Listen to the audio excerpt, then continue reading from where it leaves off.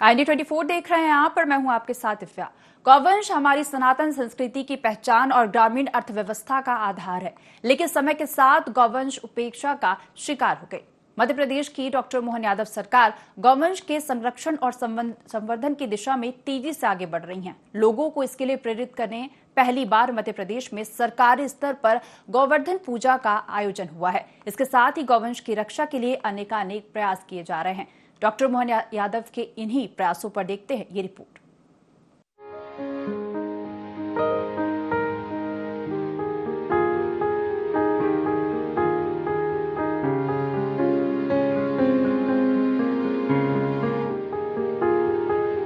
यया सर्वमिदं व्याप्तं जगत् स्थावर जंगमं ताम धेनु शिरसा वन्ते भूत भव्यस्य मातरम। जिसने समस्त चराचर जगत को व्याप्त कर रखा है, उस भूत और भविष्य की जननी गौ माता को मैं मस्तक झुकाकर प्रणाम कर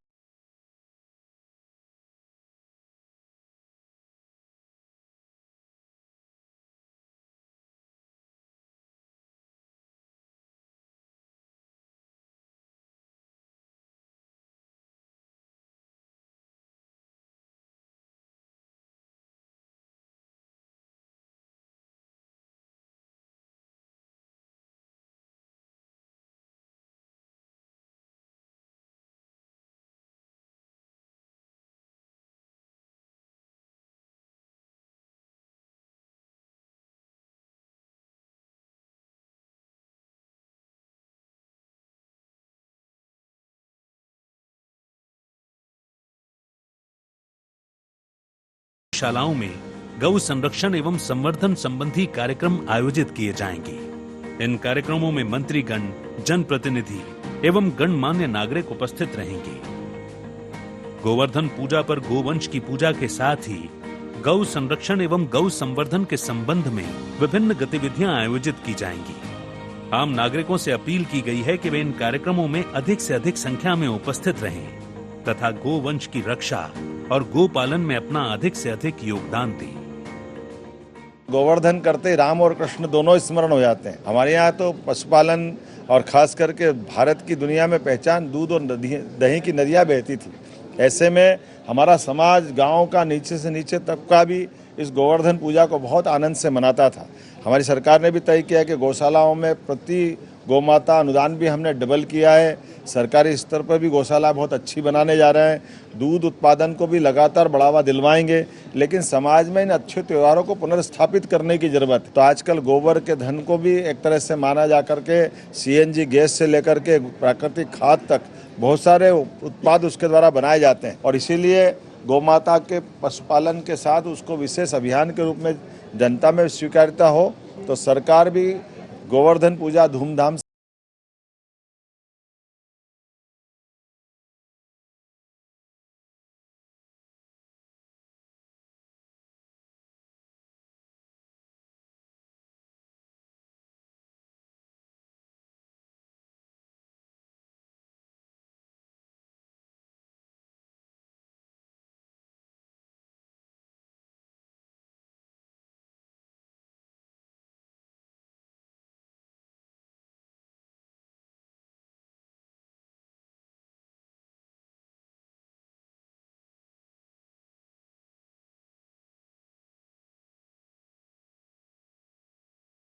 कन्हैया की धरती है। हरेक के जीवन में एक खुशहाली आना चाहिए कि नहीं आना चाहिए। हमारी सरकार ने तय कर लिया है, भूल से भी अगर कोई गौ माता के ऊपर कोई कष्ट आया तो उसको छोड़ने वाले नहीं है, उन पे लगातार कार्रवाई होने वाली रहेगी। लगातार कार्रवाई चल रही है।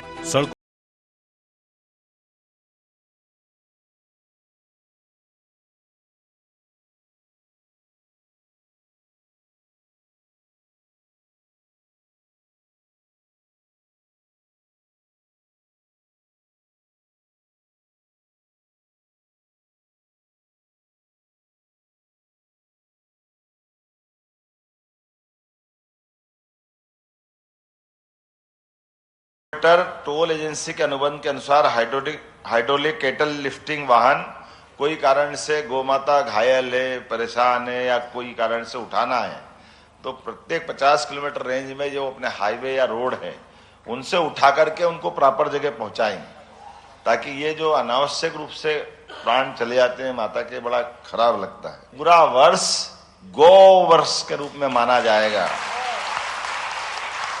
गोवंश रक्षा वर्ष। बेसहारा गौवंश के संरक्षण के लिए सरकार गौशालाओं को आत्मनिर्भर बनाने की कोशिश में लगी है।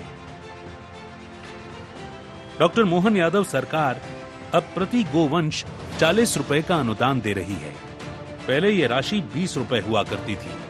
इसके साथ ही प्रदेश भर की अधूरी गौशालाओं को पूरा कराया जाएगा। गौशालाओं के लिए आरक्षित भूमि से अतिक्रमण को हटाया जाएगा। गौशाला संचालन के लिए जिन्हें जमीन की जरूरत है उन्हें राजस्व धर्मस्व विभाग से जमीन उपलब्ध कराई जाएगी। मध्य प्रदेश में गोवंश की समस्या बड़ी विकराल रूप में थी। उसको नियंत्रित करने के लिए मध्य प्रदेश में गौशालाएं बनाई गई। मोहन जी की सरकार ने ये तय किया कि वो जो फार्मूला था गोवंश वन विहार का, हम उसे अब जैसे दमोह जिले में गोवंश वन विहार बन रहा है, मंदसौर जिले में बन रहा है, एक बन रहा है रायसेन जिले में, तो ये गायों की स्थायी समाधान का उपाय है। अब बात ये आती थी कि भाई जो अनुदान मिलता है गौ संवर्धन बोर्ड की ओर से दिया जाता है, जो सरकार का अनुदान होता है वो बहुत कम है, 20-20 रुपए का है, वो बढ़ना चाहिए। हम लोगों ने एक आंकड़ा सेट किया और ये हुआ कि को दुगना कर देना चाहिए, तो 40 रुपए उन्होंने स्वीकृत कर दिया है। तो गायों को चारे की अब चिंता नहीं है। माननीय मुख्यमंत्री जी ने घोषणा की कि हम इस पूरे वर्ष को गौ संरक्षण वर्ष के रूप में मनाएंगे और कितनी संभावनाएं, क्या क्या उपचार हो सकता है गोवंश के संरक्षण का, इस सब पर हम विचार करते हुए एक नीति का निर्माण करेंगे। किसानों की फसल सुरक्षा और मध्य प्रदेश के गोवंश के जीवन का संरक्षण, इस दिशा में ये कार्य तेजी के साथ चल रहे हैं। गौशालाओं में इकट्ठा होना, गोपाष्टमी के दिन इकट्ठा होना या इसमें गोवर्धन पूजन के दिन इकट्ठा होना, वो ये उसका एक सकारात्मक पहलू है। डॉक्टर मोहन यादव सरकार के इन फैसलों की खुली तारीफ गौ भक्त, गौ पालक, गौशाला संचालकों के साथ संत समाज भी कर रहा है। इनका मानना है कि डॉक्टर मोहन यादव के प्रयासों से निराश्रित और असहाय गौवंश को नया जीवन मिला है। सरकार का मैं बहुत बहुत धन्यवाद करता हूँ, क्योंकि पहले 20 रुपये पर डे का मिलता था, अब 40 रुपये पर डे का सरकार ने कर दिया है। हमारे पास गौ माता 150 की समथिंग है, जिसका हरा चारा भी उपलब्ध होता है, भूसा भी उपलब्ध है और दाना हमारे पास उपलब्ध है, और सरकार हमें सहायता करती है। इसके लिए सरकार का बहुत बहुत धन्यवाद देते हैं हम लोग। नहीं, गवर्नमेंट अच्छा काम कर रही है और अनुदान भी जो 20 रुपये से बढ़ा करके 40 रुपये कर दिया है, उससे गौशाला संचालन करने में काफ़ी सुविधा होगी और अच्छा रहेगा। उससे गौशालाओं को फ़ायदा मिलेगा, बराबर मिलेगा। सरकार अनुदान दे ही रही है और बर्मिंग कंपोस्ट जो समाधि खाद बनाने का जो काम चालू किया है मनरेगा से जोड़ करके, वो बहुत अच्छा काम है। उस मनरेगा के लेबर से जो काम होगा, यानी गौ माता के मृत होने के बाद भी गौ माता का अपमान नहीं होगा, गौ माता का विधिवत अंतिम संस्कार हो जाएगा। और ये सब फैसले गवर्नमेंट अच्छा ले रही है। गायों के लिए तो बहुत ही अच्छा है कि सरकार इतने ठोस कदम उठा रही है और गौशाला का प्रबंधन भी देख रही है, और माननीय कलेक्टर महोदय भी आके देखते रहते हैं, और कई जगह छापेमारी कार्रवाई भी होती है कि वहाँ पर सही से उनका सुचारू रूप से देखभाल हो रही है कि नहीं। ये अपने लिए भी बहुत पॉजिटिव है कि गौ माता की अपन सेवा कर रहे हैं और सब आगे बढ़ रहा है। गौ माता की सेवा अच्छी हो रही है और इलाज वगैरह भी अच्छा हो रहा है, और सरकार के बहुत सराहनीय प्रयास हैं ये सब। अच्छी बात है, अच्छी सरकार बनी है। सबसे ज़्यादा गौवंश के लिए वो कर रही है, सबसे ज़्यादा गौशाला पर ध्यान दे रही है वो, और जो भी योजनाएं आती हैं तो वो सब यहीं आती हैं गौशाला में। मध्य प्रदेश के माननीय मुख्यमंत्री मोहन यादव जी ने हमारी गौशालाओं के लिए गौरक्षा पर्व के लिए बहुत अच्छी योजनाएं दी हैं। अब गौरक्षा पर्व भी हम हर महीने बहुत अच्छे तरीके से बनाते हैं।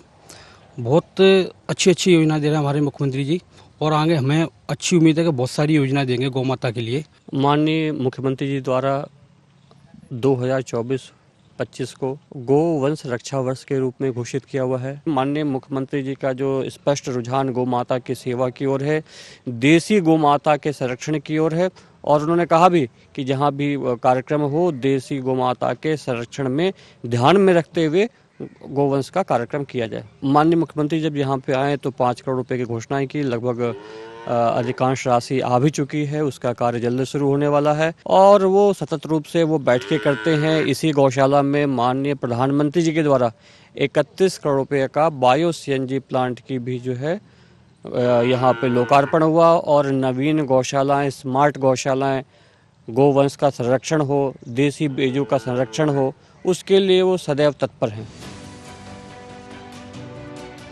लोगों की रुचि गौ पालन के प्रति बढ़े, इसीलिए सरकार गौ दुग्ध उत्पादन पर अनुदान भी देने जा रही है। दुग्ध उत्पादकों को मध्य प्रदेश के स्थापना दिवस 1 नवंबर से 5 रुपए लीटर का बोनस सरकार देने जा रही है। सरकार के इस फैसले से शुरुआत में 2.5 लाख किसानों को सीधा लाभ मिलेगा। बोनस का लाभ उन्हें दिया जाएगा जो दुग्ध उत्पादन कर उसका विक्रय प्रदेश की सहकारी दुग्ध उत्पादन समितियों को बेचते हैं। नए दुग्ध उत्पादक किसानों को भी इस नीति का लाभ दिया जाएगा। दूध से खेती को लाभ का धंधा बनाने की कोशिश, किसानों की आय का साधन बनेगा दुग्ध उत्पादन। मध्य प्रदेश दुग्ध उत्पादन के मामले में देश में तीसरा राज्य है। मध्य प्रदेश में हर दिन करीब 5.5 करोड़ लीटर दूध का उत्पादन हो रहा है। सांची द्वारा 10 लाख लीटर दूध का ही हर रोज कलेक्शन किया जाता है। सरकार की कोशिश है कि प्रदेश के किसान दुग्ध उत्पादन को बढ़ाएं। किसानों को सहकारी दुग्ध उत्पादन समितियों से जोड़ा जाए। डॉक्टर मोहन सरकार दुग्ध समितियों की संख्या भी बढ़ाने जा रही है। अभी प्रदेश में 6,600 गांवों में ही दुग्ध समितियां हैं। दुग्ध समितियों की संख्या बढ़ाकर उनसे अधिक किसानों को जोड़ने की तैयारी है। सरकार दुग्ध उत्पादक किसानों को 5 रुपए प्रति लीटर बोनस देगी। दुग्ध समितियों के मजबूत होने से प्रदेश में युवाओं मजदूरों को रोजगार के अवसर भी खुलेंगे। सरकार पूर्व से दुग्ध समितियों को दूध बेचने वाले किसानों के अलावा नए दुग्ध उत्पादकों को भी बोनस का लाभ देगी। ऐसे नए किसानों को अपना दूध समितियों को बेचना होगा। बोनस से सरकार को उम्मीद है कि प्रदेश में नए किसान भी दुग्ध उत्पादन की तरफ आगे आएंगे। इससे खेती में उनकी आय में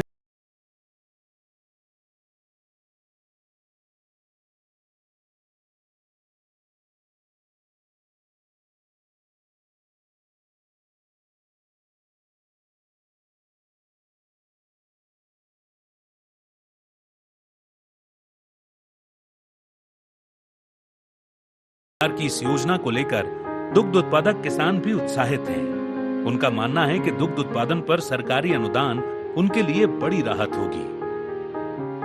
दुग्ध समितियों से जुड़कर वो और बेहतर तरीके से दूध का व्यवसाय कर सकते हैं, क्योंकि फिलहाल सुदूर इलाकों में दूध का विपणन भी एक बड़ी समस्या है। इस समस्या की वजह से भी किसान दूध के व्यवसाय से पीछे हट जाते हैं।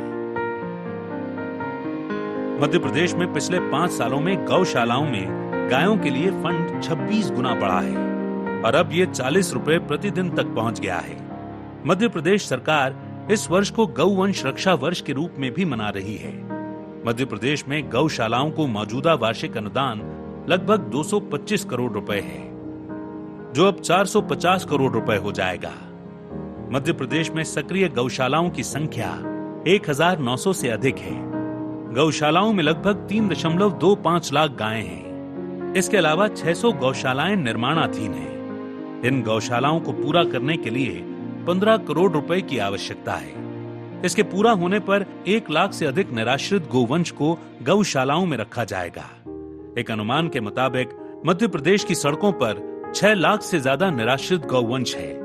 डॉक्टर मोहन यादव सरकार की पूरी कोशिश इस निराश्रित गौवंश को आश्रय देने के साथ गौ दुग्ध उत्पादन में प्रदेश को अग्रणी राज्य बनाने की है।